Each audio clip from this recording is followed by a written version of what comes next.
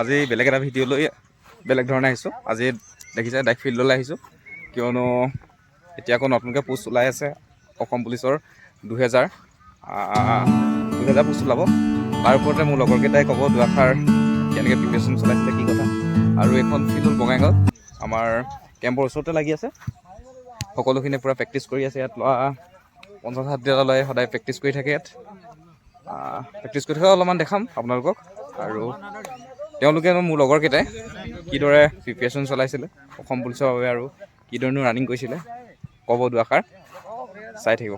আছে বন্ধু দংগেল, আৰু ই হ'ল গোলাঘাটৰ ডিষ্ট্ৰিক্টত পৰা ৰিপ্ৰেজেণ্ট কৰিছে, আৰু ই গোলাঘাটৰ ডিষ্ট্ৰিক্টৰ পৰা চাকৰিটো পাইছে, আৰু ই বঙাইগাঁৱতে আছে।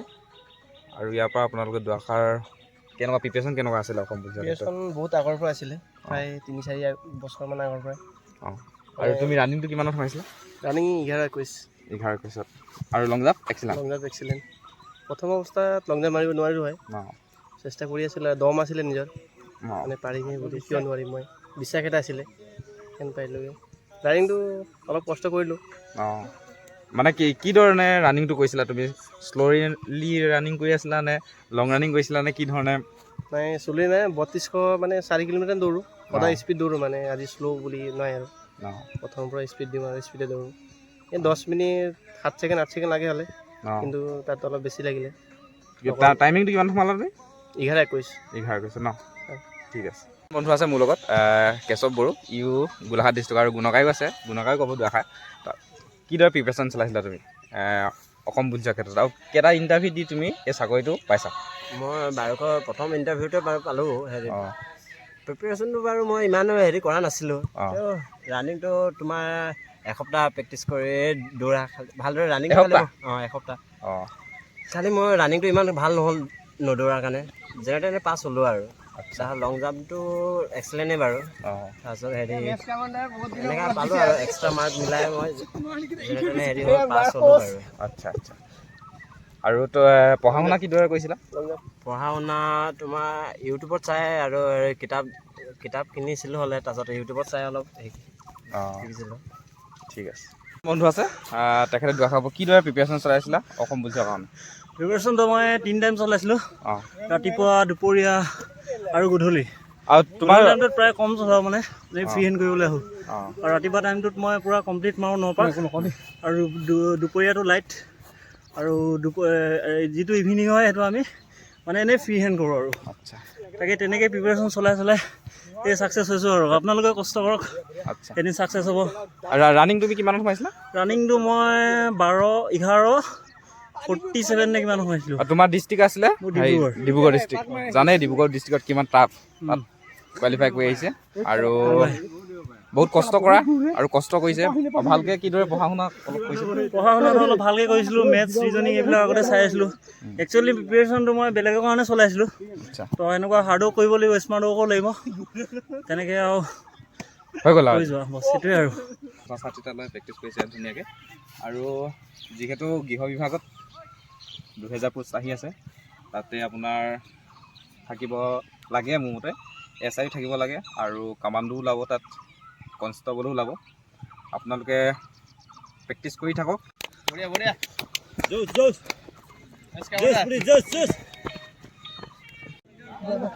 আগতে সেইদৰে ফিল্ডখনলৈ ওলাই আহোঁ, আৰু ৰানিং কৰোঁ, প্ৰেক্টিছ কৰোঁ, এক্সাৰচাইজ কৰোঁ। আহিবলগীয়া পোষ্টখিনিত যদি ল'ম বুলি ভাবিছে এটা চাকৰি, আৰু প্ৰেক্টিছ কৰাত লাগি যাওক।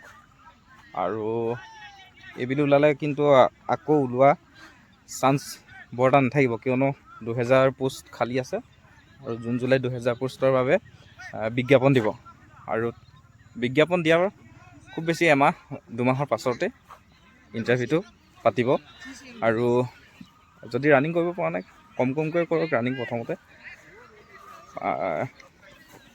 প্ৰথমতে 2 কিলোমিটাৰ দৌৰক, 3 কিলোমিটাৰ দৌৰক।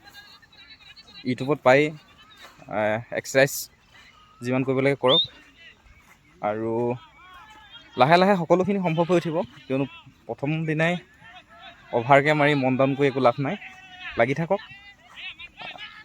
আপোনালোকে যিহেতু মই জনাত বহুতো ইণ্টাৰভিউ দিছে চাগে, আৰু দিয়াবিলাকত এক্সপিৰিয়েঞ্চৰ কথা ক'বই নালাগে। তেওঁলোকে জানে কেনেকৈ কি কৰিব লাগিব, কি কৰিব নালাগে। আৰু দৌৰা বাদেও লগতে পঢ়াৰ ক্ষেত্ৰত সমানে আগবঢ়াই নিয়ক। যিমানখিনি পাৰে 1 ঘণ্টা 1.5 ঘণ্টা চাওক, ৰিজনিং মেথছ চাওক, জিকে চাওক, অট'মেটিক হৈ যাব, একো টেনশ্যন ল'বলগীয়া কথা নাই। মেইন ফিজিকেলটোত যদি আপোনালোকে অলপ নাম্বাৰ তুলি থ'ব পাৰে আৰু যদি নাম্বাৰটো অলপ বাঢ়ি থাকে তেতিয়া মানে আশা অলপ বেছি কৰিব পাৰি, কিয়নো নাম্বাৰটো বাঢ়ি থাকিলে ৰিটেনৰ ক্ষেত্ৰতে বহুত সহায় হয়। আৰু ৰিটেনত যদি কমো নাম্বাৰ পায় আপোনালোকে একো টেনশ্যন নাই, প্ৰিপেৰেশ্যন চলাই যাওক। আৰু চাকৰিটো যেতিয়া আমি দিয়া অৱস্থাত ইমান সোনকালে পোৱাই নাই হৈছিল। আমি এপ্লাই কৰিছিলোঁ 18 চনৰ পৰা আহি এতিয়া আমাৰ ট্ৰেইনিং শেষ হ'ল, শেষ হৈ পিনি এতিয়া পষ্টিঙত যাম, আমি হেডকোৱাৰ্টাৰত আছোঁ। আৰু ইমান সোনকালে অনলাইন হৈ আছে প্ৰতিটো পোষ্ট, ইটোৰ পাছত ইটো মানে সোণালী সুযোগ, এই সুযোগটো নেহেৰুৱাব। যিমান পাৰে কষ্ট কৰক। ৰাতিপুৱা যদি টাইম পোৱা নাই দৌৰিবলৈ, পাছবেলা যাওক। পাছবেলা যদি সময় পোৱা নাই কৰিবলৈ, ৰাতিপুৱা যাওক। ক'লোঁ কোনে কিমানত সোমাইছিলে, লগৰকেইটাৰ কথা ক'লোঁ, মোৰ কথাও কৈ দিওঁ। মোৰ টাইমিং ভালে আছিলে ৰানিঙৰ ক্ষেত্ৰত। মই সোমাইছিলোঁ 11:58 আৰু মই 13.26 নে 36 এনেকুৱা নম্বৰ এটা পাইছিলোঁ। আৰু লং জাম্প এক্সিলেণ্ট মাৰি মই ফিজিকেলতে পাইছিলোঁ 33.36। আৰু সেয়া সম্ভৱ হৈ উঠিছিলে, বহুত কষ্ট কৰিছিলোঁ।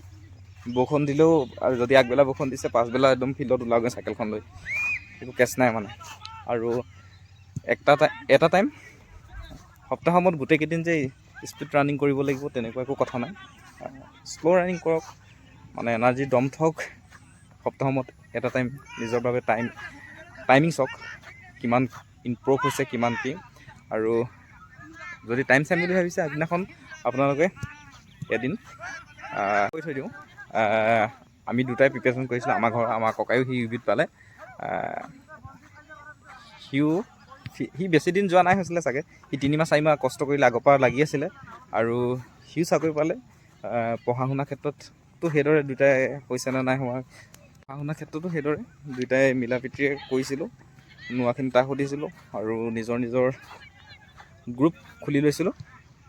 আৰু সেই গ্ৰুপৰ মাধ্যমেৰে প্ৰিপেৰেশ্যনবিলাক চলাইছিলোঁ 4-5টা লগৰ বন্ধু লৈ ধুনীয়াকৈ। আৰু সেইদৰে আৰু ডাষ্ট কেনেকুৱাকৈ প্ৰিপেৰেশ্যন চলাইছিল। এনেকৈ আৰু আজি বহুত দিনৰ মূৰত ফিল্ডত আহিলোঁ, ট্ৰেকত দৌৰিব আহিলোঁ, বহুত ভাল লাগিলে।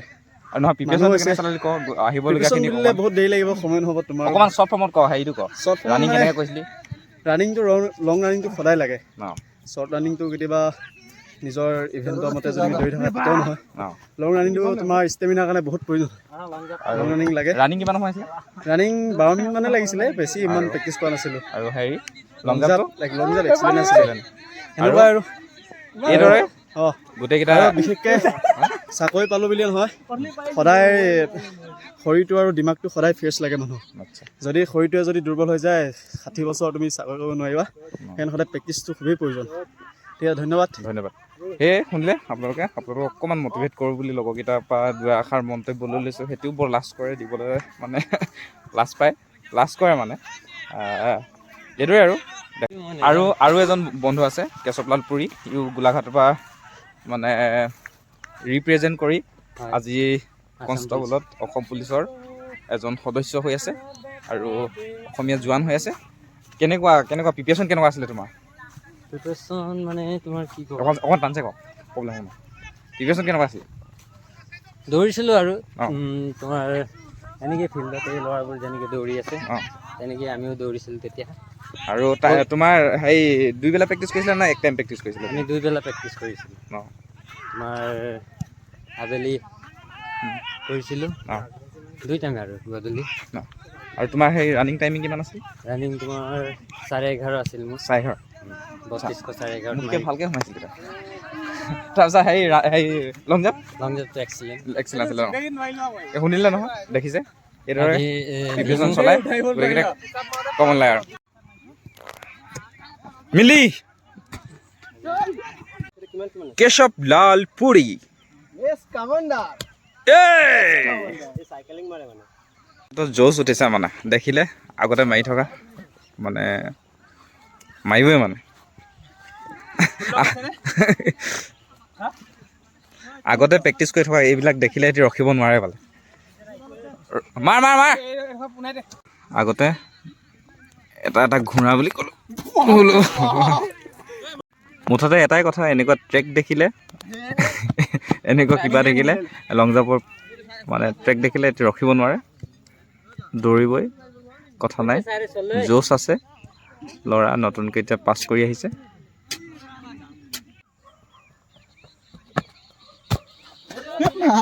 চাকৰি পাই যদি দৌৰি থাকিব পাৰিছে চাকৰি পাই যদি লং জাম্প মাৰিবলৈ মন কৰিছে আপোনালোকে নোৱাৰিব কেলে প্ৰেক্টিচ কৰি থাকক লাগি থাকক সফলতাটো পাবই